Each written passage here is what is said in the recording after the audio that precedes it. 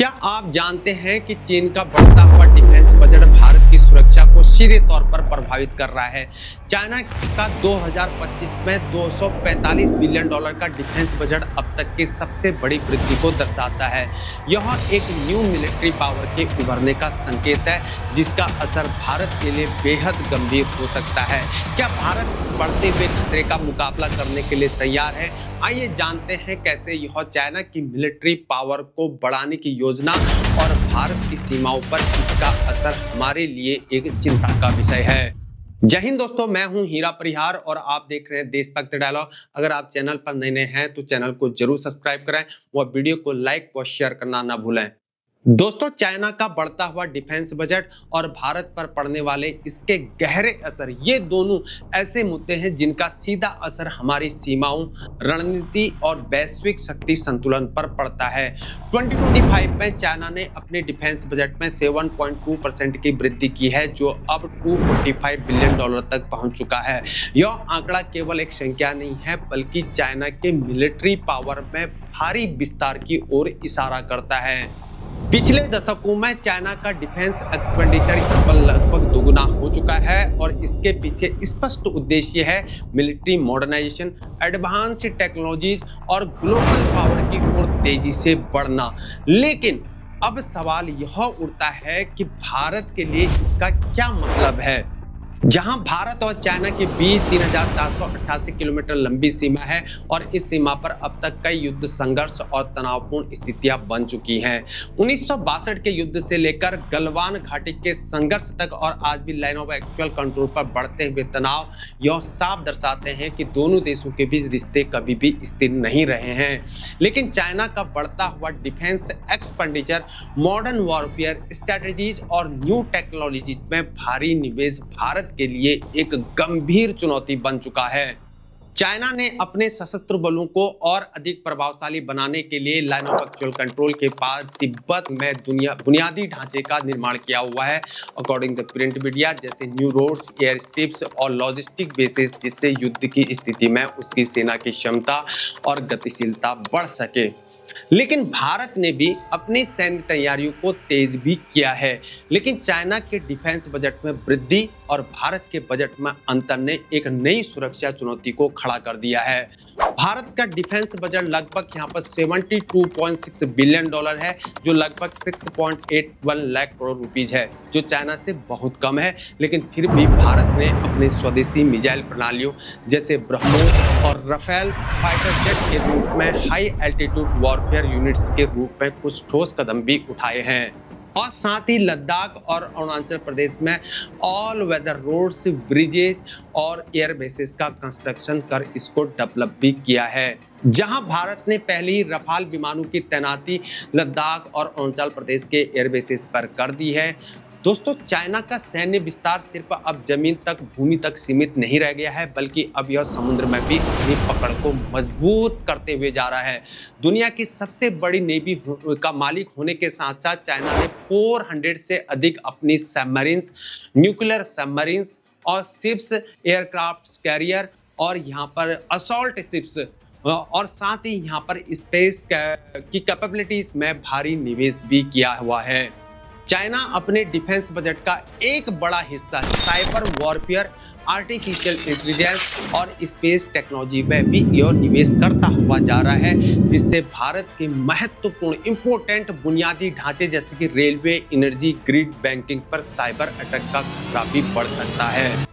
वहीं आज भारत के लिए यह चिंता का विषय है, क्योंकि भारतीय महासागर में बढ़ती चीन की उपस्थिति सीधे तौर पर भारत की समुद्री सुरक्षा को प्रभावित कर सकती है। चाइना ने यहाँ पर BRI के तहत ग्वादर, पाकिस्तान, हम्बटोटा, श्रीलंका और जिबूती जैसी जगहों पर स्ट्रेटेजिक पोर्ट्स पर कब्जा किया हुआ है या कर रहा है, जिससे वह अपनी शक्ति को समुद्र के रास्ते फैलाने में सक्षम हो रहा है। लेकिन अब नेपाल तक भी पहुंच चुका है।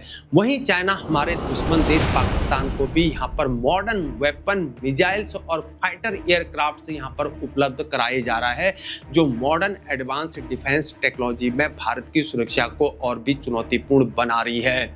जहां पाकिस्तान को मिले JF-17 aircraft, SQ-9 missile system और मॉडर्न ड्रोन भारत के लिए सुरक्षा जोखिम को बढ़ाते हैं। चाइना और पाकिस्तान का गठजोड़ भारतीय सुरक्षा रणनीति के लिए एक बड़ी चुनौती बना हुआ है। इसके अलावा पाकिस्तान के साथ चीन का बढ़ता हुआ सैन्य गठबंधन भी भारत के लिए दोहरे खतरे की तरह है, जो चाइना द्वारा पाकिस्तान को प्रदान की जा रही है। मॉडर्न एडवांस टेक्नोलॉजीज भारत की सुरक्षा को और भी चुनौतीपूर्ण बनाई जा रही है। लेकिन भारत ने दोस्तों इसको चुनौती देने के लिए अपनी नेवी को मजबूती दी है और INS विक्रांत भारत का पहला स्वदेशी विमान वाहक इसका अहम यहाँ पर इम्पोर्टेंट एग्जाम्पल है। साथ ही पाकिस्तान से बढ़ते सैन्य संबंधों को देखते हुए भारत ने अपने यहाँ पर जो रक्षा गठबंधन होते हैं उनको मजबूत किया हुआ है। क्वाड कंट्रीज जैसे कि अमेरिका, जापान, ऑस्ट्रेलिया, उनके साथ मिलकर भारत एक सामूहिक रक्षा मोर्चा को तैयार किए हुए जा रहा है। फिर भी दोस्तों चाइना के बढ़ते सैन्य प्रभाव का असर केवल सीमा सुरक्षा तक ही सीमित नहीं है, बल्कि यहाँ पर ताइवान, दक्षिण चीन सागर और क्षेत्रीय विवादों में चीन की बढ़ती हुई आक्रामकता भारत को वैश्विक व्यापार मार्गों में बदलाव की ओर ले जा सकती है। क्योंकि भारत का 55% से अधिक क्रूड ऑयल दक्षिण चीन सागर के रास्ते से आता है। अगर ताइवान में कोई यहाँ पर विवाद हुआ तो यह भारत की आर्थिक और एनर्जी सिक्योरिटी को सीधे तौर पर प्रभावित कर सकता है या करेगा। दोस्तों भारत ने इस खतरे को समझते हुए मलाक्का स्ट्रेट में सैन्य संचालन भी बढ़ाए हैं और सामरिक साझेदारियों को मजबूत भी किया है। और इसके बावजूद भारत ने अमेरिका, फ्रांस और इजराइल जैसे देशों के साथ अपनी सैन्य साझेदारियां मजबूत की हैं। जहां रशिया से मिले S-400 मिसाइल डिफेंस सिस्टम और एडवांस सिस्टम को भारत ने चाइना की सीमा पर तैनात किया हुआ है। अपाची हेलीकॉप्टर और इजराइल से उन्नत ड्रोन जैसे सामरिक उपकरण भारत को चाइना और पाकिस्तान के बढ़ते सैन्य खतरे से निपटने में मदद करेंगे। जहां चाइना की चुनौतियों को देखते हुए भारतीय सेना यहां पर लाइट टैंक्स, हेरॉन और स्वान ड्रोन का भी उपयोग कर रही है। दोस्तों आज भारत का डिफेंस बजट बढ़ाना अब एक जरूरी कदम बन चुका है। ये अहम मुद्दा है, लेकिन आर्थिक दबाव, स्वदेशी उत्पादन की कमी और तकनीकी चुनौती जैसे मुद्दे भी हमेशा सामने आते रहते हैं। मेक इन इंडिया पहल के तहत भारत को अपनी रक्षा क्षमता को आत्मनिर्भर यहाँ पर बनाना होगा। स्वदेशी तकनीकों और आधुनिक उपकरणों के लिए निवेश यहाँ पर बहुत ज़्यादा जरूरी है। साथ ही यहाँ पर चाइना के बढ़ते साइबर वॉर मेन इंपॉर्टेंट है। आर्टिफिशियल इंटेलिजेंस और स्पेस पर बढ़ती हुई नज़र भारत के लिए नए तकनीकी खतरे पैदा कर रहे हैं और कर सकते हैं।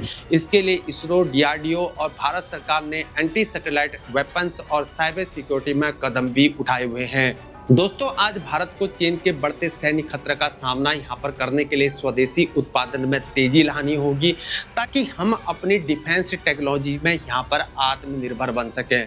वह क्षेत्रीय और वैश्विक साझेदारियाँ मजबूत यहाँ पर करनी होगी, जैसे कि क्वाड कंट्रीज के साथ और एशियन कंट्रीज के साथ। और न्यू एडवांस टेक्नोलॉजी पर यहाँ पर ध्यान देना बहुत जरूरी है, जैसे कि यहाँ पर साइबर सिक्योरिटी, स्पेस सिक्योरिटी और आर्टिफिशियल इंटेलिजेंस पर ज़्यादा से ज़्यादा निवेश करना होगा। आखिरकार दोस्तों चीन का बढ़ता हुआ डिफेंस बजट भारत के लिए एक बहुआयामी चुनौती को पेश करता है। यह केवल सैन्य तैयारियों तक सीमित नहीं है, बल्कि कूटनीतिक, आर्थिक और प्रौद्योगिकी के मोर्चे पर भी भारत को मजबूत कदम उठाने होंगे। अगर भारत इन सभी मोर्चों पर सामूहिक रूप से काम करता है तो वह चीन के बढ़ते प्रभुत्व का मुकाबला करने में सक्षम हो सकता है। दोस्तों इसमें आपकी क्या राय है? क्या आप मानते हैं कि भारत इस बढ़ते खतरे का सामना कर पाएगा? कमेंट्स में अपनी राय को जरूर साझा करें। और वीडियो अगर आपको पसंद आए, जानकारी अगर आपको अच्छे लगे तो वीडियो को जरूर लाइक करें, वीडियो को शेयर करें और हाँ चैनल को सब्सक्राइब करना ना भूलें। आज के लिए इतना ही, फिर मिलेंगे। जय हिंद, जय भारत, वंदे मातरम, भारत माता की जय।